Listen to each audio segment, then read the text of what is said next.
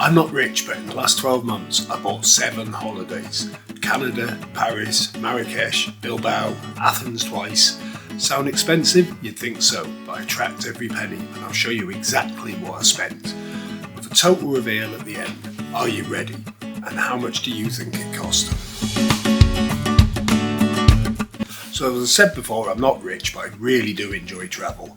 And if you've seen my recent video, you'll see that I'm getting quite good at it. So I'm going to take you through the 7 holidays I've booked this year and drop a few hints as to how I achieved them. So what I'm going to give you is a running total, and you'll have to wait till the end to find out how much this little lot cost me. I'm not going to go into the details of the cost of doing things because everyone's requirements varies. This is just going to be the cost of the base holiday. So first up was Canada. This wasn't so much a holiday as a mission for Book to go and see their best mate who lives in Toronto, and I'd promised we'd visit. So how do you make that happen on a budget? Well, I got clever with Google Flights, and it turns out Hamilton Airport, which is halfway between Toronto and Niagara, is probably the cheapest place to fly into. It's called an international airport, but I think that's only because 1 flight a day goes in there. We got some great prices flying with Play Airlines via Reykjavik. It was only an A321, so it wasn't the hugest aircraft, but it was comfortable and it was nice to get a break at the nearly halfway point. So then I put that info into Expedia to see what it came up with. And it worked its magic. It actually said that the flights were free. I don't for a second believe that, but it came back with $350 each, which worked out as £200 for the flight and $150 each for the hotel, which was a nice little motel in Niagara. Boom, job done. So that's your holiday to Canada sorted for $350. We did all the big hitters, Niagara Falls, so we did the journey behind the falls. I did the boat ride, we did the Clifton Hill Pass, so we got on the big wheel with a view of the falls, we went up the Skylon Tower, we did the waxworks, we did all the crazy golf stuff. Bit tacky, but it was fun. We also went to Toronto and did the CN Tower and Graffiti Alley. Books and artists, Graffiti Alley was a win. And we also had a day out for Dad to go to the Canadian Air Force Heritage Museum, which, funnily enough, is actually in Hamilton Airport. And if you're visiting that on a day you're flying in or out, you can get in for nothing, but it's only a couple of quid. Food, etc. was reasonable in Canada, and it was a great time. Because I'd hired a car, we decided to do a quick dash to New York, and we did New York in 24 hours, but we'll talk about that again. After Canada, you'd think a man trying to be sensible with his budget would not pick Paris in August, but it just kind of happened. Flights were £65 each with Welling, flying out of Heathrow into Orly, which already felt like winning at being an adult. And then we found this lovely boutique hotel on the edge of Montmartre, the Hotel Luxia, which was 3 nights for £160. So all in all, this little trip for me and Suin came in at £145 each for 3 nights. That's not bad. Now, I'd mentally prepared myself for a special kind of hell. Peak tourist season, queues, heat and grumpy locals. But here's the twist. Parisians leave Paris in August, especially that August because it was the gap between the Olympics and the Paralympics. So you're left with a slightly emptier, calmer city, and we made the most of it. We climbed the Sacré-Cœur, visited the catacombs, wandered through Père Lachaise Cemetery, went up the Arc de Triomphe with no queue, saw the Eiffel Tower sparkle at night and actually went up, and topped it off with an e-scooter city tour. That was amazing, I'd recommend that to anyone.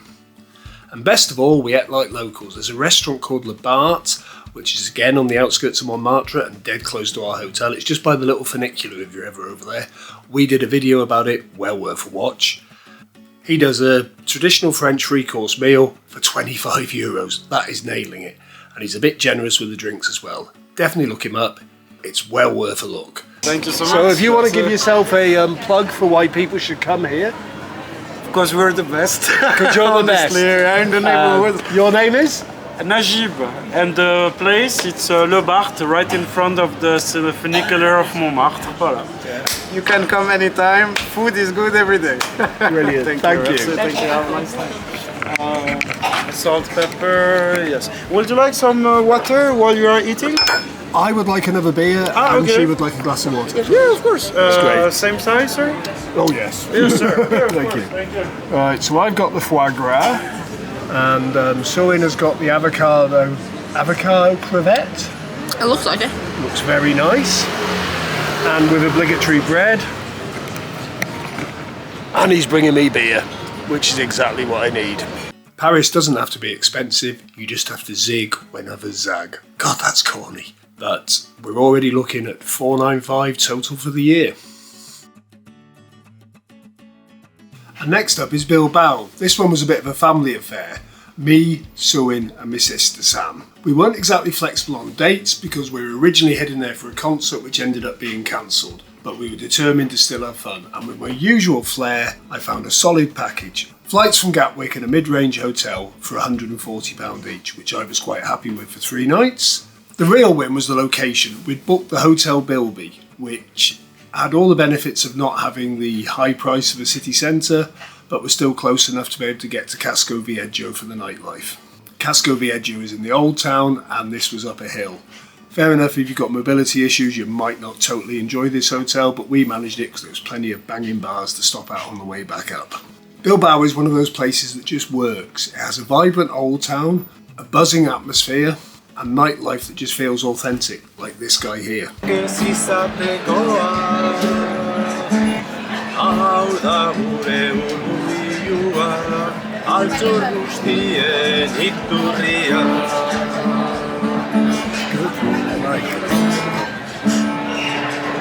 Just singing his heart out in a bar outside our hotel. Not for money, just for the music. We packed a lot into our 3 nights. We explored the Guggenheim Museum with its futuristic design and big name artists, Warhol, Liechtenstein. There was also a temporary display there from Yoshimoto Nara, amazing Japanese art. We ate our way through a Pintxos crawl, the Basque version of tapas. Trust me, they're amazing. Suin even sniffed out a cat cafe, and the food was actually really good.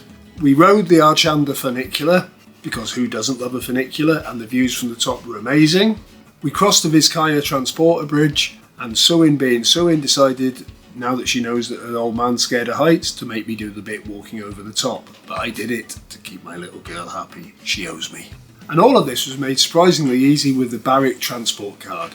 You charge it up at the airport, and trust me, if you put €15 on it, it'll be too much for 3 days. And it included some of the tourist attractions like the Vizcaya Bridge and the funicular. Boom, it's a win. Total cost $140, pushing my tally up to $635, but Bilbao is a 10 out of 10. Right, before we go any further, here's a quick question. Have you been to any of these places before, and how much did you spend? Let me know in the comments. I'd love to compare notes. Right, now on to holiday number 4, and including what we paid for this one, it only brings us up to a total of $743, which is insane, considering that includes Canada and New York. We're talking 4 holidays for less than £750 per person. So this one was all about Athens, and it came in at just £92 each. Say that again, £92, 3 nights, including flights and a hotel. The trip was in December, and we had 2 reasons. 1, it was insanely cheap, and 2, Book is a massive Percy Jackson fan and is obsessed with some of the elements of ancient Greek history. So it was a no-brainer. So ticking all of our boxes, we flew out of Luton and stayed at the Hotel Pergamos, a no frills but clean spot in the much maligned Ammonia. And it was cheap, had a balcony, decent beds, and was an absolute steal on Expedia. Even in the high season, you can get rooms here for as low as £30 a night. Yes, you walk through a seedy red light district when you're coming back at night from a certain direction, but to be honest, I've been in rougher parts of Birmingham. It's weird, everyone warned you about this place. There were definitely 2 levels of people. There's people going around their business, and there's the shadier element. But it's as if the 2 don't meet. We didn't feel unsafe there. Obviously, if you're going to stretch your budget a bit more, you might go somewhere other than Ammonia, but for a budget traveller, it's better than staying in a hostel. And the upside, food was ridiculously cheap in this neighbourhood because it was a bit deprived. One night we picked up 2 gyros, 2 cans of Coke, and a couple of bottles of water for €8. That's about £7. That wouldn't even get you a Big Mac meal for 1 back home. This was a meal for 2, and it was a damn good meal. Public transport, a 72-hour pass, gets you all over Athens, including airport transfers, for €20 each. Again, next to nothing. You're talking the airport's a fair way out of the city. It's not a bad deal. And because it was out of season, a lot of the attractions were half price. The Acropolis Slopes is normally €20, you get that for a tenner, but the biggest advantage was there weren't massive queues. You were even able to get a table in a rooftop restaurant without getting rushed out. Now that's a massive win in Athens, because you go at the height of summer, they're putting a time on the table. Temperatures mid to high 20s in December, absolute win. So we climbed the Acropolis, saw all the sights up there, it's stunning. Visited the Acropolis Museum, rode the Lycabettus funicular, and that is fantastic because you get up there, there's a couple of restaurants you expect to get ripped off, but it's relatively cheap. We got a meal for two for about €25, including beer. Alpha beer, by the way, is amazing. We ate at a restaurant overlooking the Acropolis, that was stunning. In fact, I went back there with Mum at a later date, but more about that later. We explored a modern art gallery, booked an art student, how could we not? And we saw some Roman ruins as well. Everyone's had an effect on Athens. Then we took a lovely morning trip to the Temple of Poseidon, and that was a nice way to spend our last day because we were lucky enough to have a late flight out. Not as late as it turned out, so we were able to kill the morning on a nice coach trip. Made me feel like an old person. And to top it all off, Wizz Air could be relied on to delay the flight. It was more than 3 hours. So even after paying the claims company's fees, we got back £340. Isn't that amazing for a holiday that cost less than £200? An absolute win. If you told me years ago I'd get away with spending this little on holidays, I wouldn't have believed you. So where's next? The next one is Stockholm. It came in at just £70 each for 3 of us. £70. That brings our running total to £797, which per person, that's great for 5 holidays. This was actually a last minute Christmas present for the kids. Flights were just £30 each with Ryanair out of Stansted into Arlanda, which is the main airport. And where did we stay? Jumbo Stay. Unfortunately, it's gone bankrupt since we went, but it was a quirky converted 747 and I really hope it reopens. So 2 nights there cost 120. It's not the cheapest, but we all know that Stockholm's not the cheapest city in the world. It was only a flying visit, pun intended, but we made it count. We did the Stockholm Metro Art Tour, again tapping into Book being an art student. It is often described as the largest gallery in the world, and technically it is. We explored the ABBA Museum. I'm not a massive ABBA fan, even though I remember them winning the Eurovision, but it was just amazing. As they say, you walk in and dance out. It just gets you. And you forget how big they actually were, and still are. Yeah, we wandered around Skansen, which is an open-air museum and zoo. January is probably not the best time to do that because it's a bit nippy. And then, of course, we had to eat at Meatballs for the People. We were lucky enough to get a last-minute table because, top tip, book if you're going, where we tried everything from bear to reindeer. Stockholm gave us a real taste for the place, and I'd love to go back and explore some more, but maybe not in January next time. Top tips, it really is a cashless society, and whatever your feelings on that are, the one thing we didn't see was beggars and drug-related paraphernalia, so it's obviously doing something for them. And yes, it has got a reputation for being expensive, but if you step back from the main tourist traps, you can get some reasonably priced meals. Drinking, well, I say it's not cheap, but then again, neither's the UK now. You can still get a good pint for £6-ish, maybe a bit less if you go off the beaten track. Total so far, 797, and still 2 holidays to go. And if you stay to the end, you won't believe the price of the last one. I still can't believe it. I'm not going to believe it until it actually happens. This one was a bit special. It was a cheeky Christmas gift from my mum, 85 years old and still a legend. We went in March, and this time the requirements were a little bit different from when I went with Book. We needed a hotel with a lift, a balcony for mum's cheeky ciggies, a nicer area than my previous Athens trip. I'm sure Mum would have been taking the coat down for those nice young girls that were standing there in the cold. And importantly, be close to a metro station. Enter the Hotel Socrates, right next to Larissa Station, which is only 2 stops away from the action in Syntagma Square. Perfect. Total cost £96 each, which brings the running total to £893. The itinerary was very similar to when I went with Book. Rooftop meals, saw the Acropolis, didn't go up because the lift wasn't working. Funicular up Mount Lycabettus, and the Acropolis Museum, which Mum thoroughly enjoyed. And to be honest, from the Tea Terrace there, you get just as good a view of the Parthenon. But this time, with a slightly slower pace. And I say slightly. One day, Mum notched up 16,000 steps. Wow. The only thing we did a bit different was, We went on a 15-hour coach trip to the monasteries of Meteora. Now, I'd wanted to do this when I went with Buck, but Buck did not fancy being stuck on a bus. Mum is a pro at this. She loves a coach trip. And I would totally recommend it. The views are amazing. The tour is amazing. You get fed on the way. It was just an amazing trip. And the cost? Yeah, it wasn't the cheapest day trip on Viator, but it was just over 80 quid each. But that's a full day's entertainment. And if you're into that sort of thing, it's great. And it's a bit daunting, the bus trip, but they do break it up, and the tour guides are really interesting. So how did I get that price again? Because March is obviously getting closer to prime season. It was lovely weather, mid to upper 20s every day. I think one day it topped 30. Well, I jiggled around with my flights, and I ended up going out with EasyJet and back in with Wizz Air. Unfortunately, Wizz Air were on time this time, so I didn't get any money back.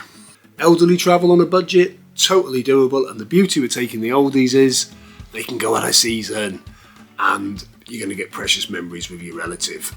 Totally doable, and I would do it all again in a heartbeat. In fact, she's asking me where we're going next. Right, this one hasn't even happened yet, but I can't wait. We're off to Marrakesh for an entire week, just me and Suin. And the whole thing came in at £100 each. That's £50 flights out of Gatwick and a basic Riyadh for a total of £100 for the week. Yes, really, a week in Morocco for less than the price of a new pair of trainers. And to be honest, there were cheaper Riyadhs out there. I just like the look of the vibe on this one. The trip falls nicely into that golden period between Suin finishing college and the school's finishing. So it's in the summer without the summer tax, which means better prices and fewer crowds. Hopefully. This brings the running total up to 993. But for full transparency, if you check my other video, I have edged the price of this one up a bit. And who can blame me with all the money I've saved over the year? So the final cost has definitely sneaked up. Let's just say it includes camels, tents, and sand where sand probably shouldn't be. And it's going to be a blast. And of course, we'll be doing videos about it. So 7 trips, 12 months, and a grand total of 993 per person. Be a lot cheaper if I was going on my own. That's everything: flights, accommodation, and the core cost of each trip. And it includes Canada and New York, Paris in August, Bilbao's Pintxos and the Guggenheim, 2 separate Athens breaks. Athens is becoming a firm favourite of mine. It seems to be cheap most of the year except for the core peak period. Stockholm in the snow, and now a week in Morocco. If you divide all that out, it's an average of £142 per holiday. Yes, a lot of them are weekends, but there's 2 full week ones there. Not bad for someone who's not rich, eh? If you want to learn how I find these deals, how I plan, and how I do it without giving up the fun stuff, hit subscribe. First of all, tell me, can you beat some of these deals? I'm sure you can. I'm sure some of you are even better at this than me. Which one of the ones that I've done are you going to look at first? Have you already been to any of them? Drop it in the comments, I genuinely want to know. More budget adventures coming soon. Thanks ever so much for watching. But it'll be really boring if we just hand our passports over and that's it. Yeah. Oh, we're in America. We're in America. What's it like to be in America, Dad? It's goddamn fine. That was a very poor accent. It was, wasn't it?